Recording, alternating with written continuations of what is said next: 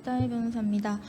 사실 이제 저 같은 이제 법률 실무가에게 뭔가 토론이나 이런 게 요청됐을 때는 그 내용, 이게 제가 갖고 있는 경험이나 뭐 전문성에 대한, 일종의 전문성에 대한 토론 의견을 좀 원하시기 때문일 것 같습니다. 근데 그래서 처음에는 사실 중대재해처벌법 집행과 관련해서 물론 지금 판결이 없긴 하지만 기존의 어떤 법원의 태도나 판결 다른 이제 관련 법조와 관련해서 기존의 판결 내에 비춰봤을 때 기소된 사건들이 어떤 방식으로 판결이 가능한지, 판단 가능한지 이런 것들을 좀 분석을 해보고 싶었는데요.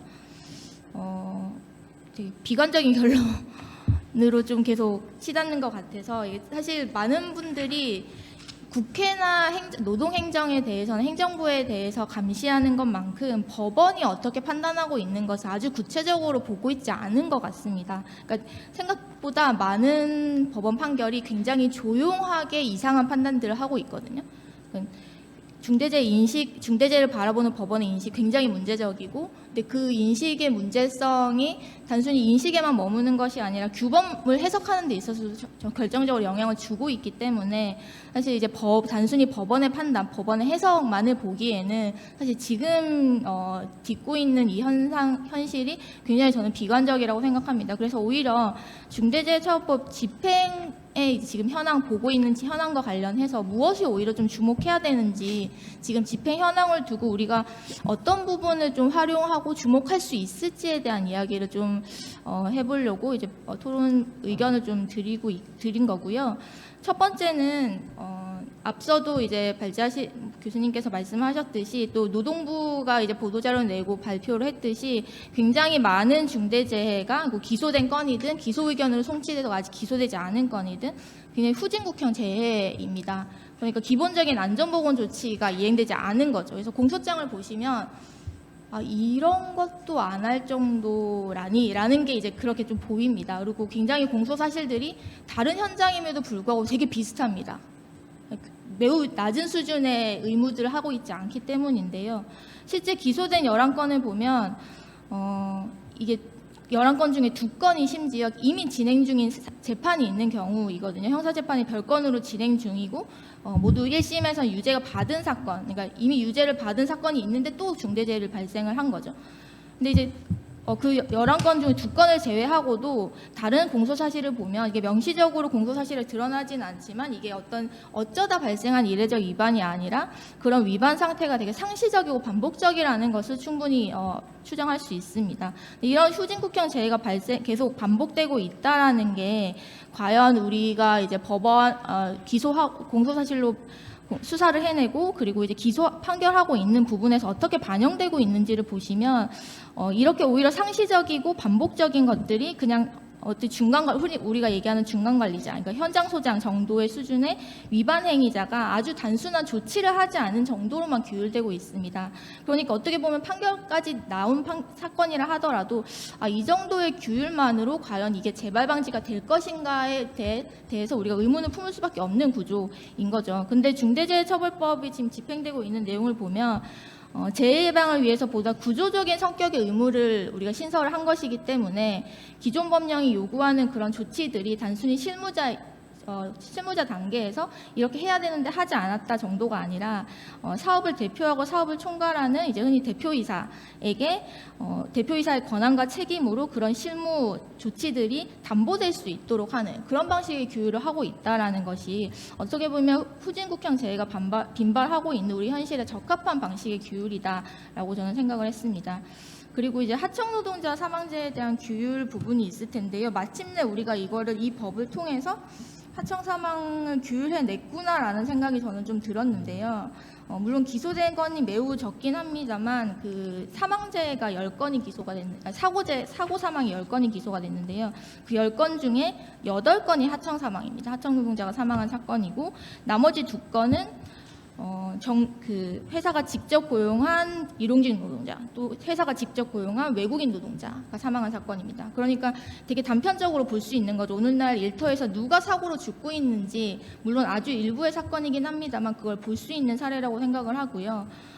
이런 실태는 사실 그동안 우리가 계속 봐왔습니다. 반복해서 봐왔고 실태 조사를 통해서도 드러났고, 그렇지만 그거를 어떻게 우리가 수사하고 기소하고 판단해 왔는지를 보면 지난주 판결에서도 봤지만 우리가 태안화력발전소 김용규님 사망 사건에서도 원청의 대표이사를 비롯한 원청의 임원과 직원들이 다 기소가 됐죠. 아주 이례적입니다. 그렇게 기소까지 한 사례도. 근데 기소를 했지만 사실 법원은 원청 대표이사와 임원들에게 법적 책임을 지우지 않았죠. 그러니까 그런 판결들이 오히려 어떻게 보면 관행적으로 성립되어 있는 법원은 계속 그렇게 판결을 해오고 있었습니다.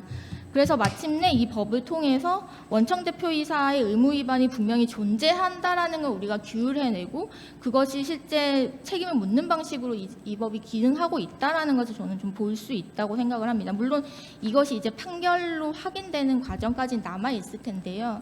물론 이것도 저는 자연스럽게 판결이 날 거라고 생각하진 않습니다만, 일단 우리가 규율을 해냈다라는 것이 하나의 의의라고 생각을 합니다.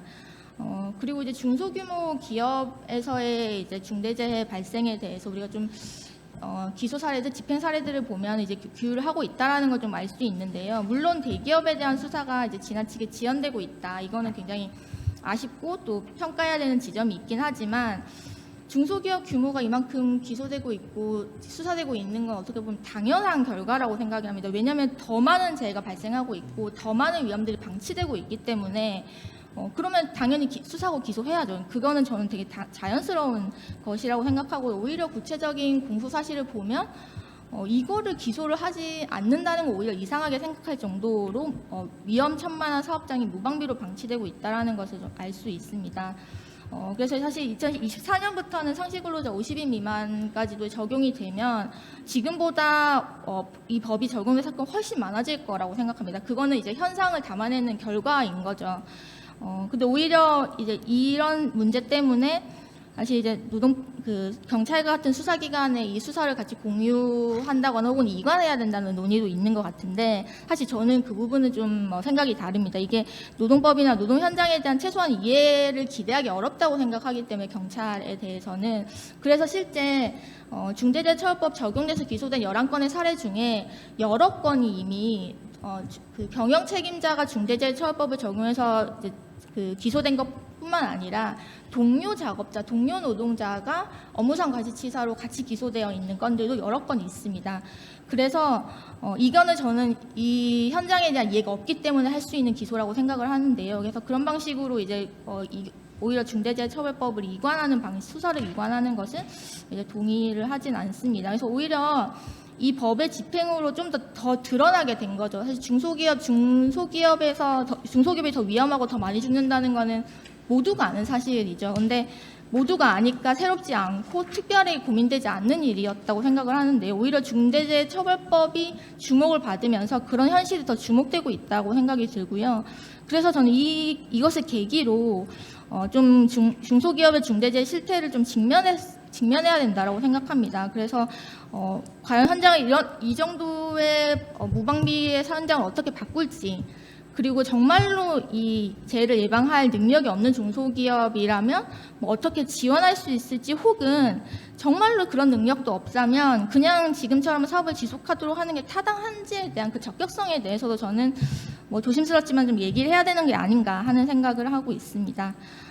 이제 끝으로 이제 중대재해에 대한 수사와 기소, 재판 이런 내용들은 사실 중대재해처벌법 이전에도 있었습니다. 산업안전보건법과 형법상 업무상 과실치사를 적용해서 계속 해왔죠. 그렇지만 대부분의 사건들이 조용히 이루어집니다. 왜 조용히 이루어지냐면 그냥 약식 기소를 하거든요. 정식 기소조차 하지 않습니다. 그냥 서면으로 서면으로만 집행되고, 진행이 되고, 공개된 법정에서의 공판 절차도 밟지 않습니다. 그러니까 그냥 처음 수사 단계에서부터 가벼운 사건으로 처리되는 거고, 재판도 마찬가지로 그렇게 되는 거고요.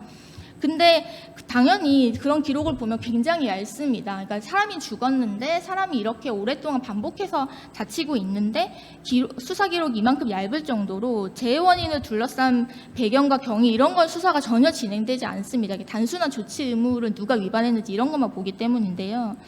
그래서 이제 저는 중대재해처벌법이 제대로 집행이 된다면 이 사업장에서 적용되는 뭐 그동안의 어떤 법과 제도의 집행 실태나 기업의 안전보건 체계 운영 실태 이런 것들을 좀 세세하게 볼 수 있을 거라고 생각이 들고요. 지금 기존에 11건 기소된 건들도 뭐 공소사실만 봐서는 제가 다 짐작할 수는 없겠습니다만 조금 편차는 있습니다만 기존보다 훨씬 더 나아간 형태의 수사를 좀 하고 있다라고 보여지고요. 그리고 월등히 빈번한 압수수색을 통해서 강제 수사까지도 할 정도로 이제 좀 수사가 진행되고 있는 것 같습니다. 근데 그런 내용을 단순한 수사 절차로만 좀 삼아서는 안 된다라고 생각이 들고요. 그렇게 방대한 구체적 사실관계가 드러났을 때 그거를 예방 체계를 점검하고 그리고 감독하는 절차랑 좀 연계시키는 고민이 필요하지 않나라는 생각이 듭니다. 지금과 같은 어떤 중대재해 발생하면 특별근로감독 들어가고 하는 그 실효성에 대해서는 사실 이미 많은 얘기가 있잖아요. 그래서 기업 범죄로 중대재해를 인식하고 그 구조적인 원인을 살피는 이 중대재해처벌법 본래의 수사의 방향과 내용을 좀 활용하는 방식으로 감독이 이루어지는 게 필요하지 않나 하는 생각이 들고요. 이게 이제 단순히 중대재해 발생 사후만의 문제가 아니라 그것을 예방하는 사전 조치로서의 평상시 감독과도 좀 고민이 맞닿는 게 필요하다는 생각이 듭니다. 그래서 그런 방식에서 기존의 중대재해처벌법에서 의무 위반 자체에 대한 처벌이 없는 부분에 대한 개정이라든지 아니면 산업법상 보호 대상을 이제 종사자를 확대하는 부분이라든지 이런 부분도 같이 좀 개정 논의가 필요하다는 생각이 듭니다. 그리고 정말 끝으로 한 가지만 이야기하면 사실 제가 이 얘기를 할까 말까 고민하다 토론문에 넣진 않았는데 중대재해처벌법 집행과 관련해서 저는 사법감시가 정말로 필요하다는 생각을 합니다. 그러니까 이게 뭐 중대재해처벌법 사건뿐만 아니라 산업법이 적용되는 사건까지 포함해서 기존에 아마 대기업 수사가 이렇게 지연되고 있는 것은 기존의 산업법의 어떤 판결 경향이나 법리가 너무나 그들에게 유리하게 만들어져 있기 때문에 활용할 얘기가 너무나 많습니다. 그러니까 그냥 법리가 충분히 이미 치우쳐져 있는 상태에서 그냥 입법이 새롭게 됐다고 해서 뭐 전혀 다른 법이죠. 그렇다 하더라도 그냥 자동으로 인식 변화가 있고 자동으로 경영 책임자를 처벌해낼 거라고 저는 생각하지 않습니다. 그러니까 오히려 그냥 지금 상태만 봤을 땐 전 되게 비관적이라는 말씀을 드리고 싶은 건데요. 그래서 입법부나 뭐 행정부, 노동행정에 대한 관심의 저는 절반만이라도 법원에 대한 감시를 해야 된다라고 생각을 하고요. 그래서 뭐 구체적인 법리 연구라든지 그리고 법 왜곡을 뭐 시도하고 그리고 지금 이제 법리를 굳히게 하려는 전략만으로도 저는 충분히 저들에게는 승산이 있다고 생각을 하거든요. 그래서 그런 것들에 대한 구체적인 감시를 하고 또 개별 사안에서는 고소고발하고 수사나 재판 절차에 구체적으로 관여하는 것들 이런 것들이 사실 좀 노력이 가해져야지 이 법의 입법 취지를 그대로 담아내고 실효성을 논할 수 있는 단계까지 가지 않겠냐 하는 생각을 합니다. 네, 이상입니다.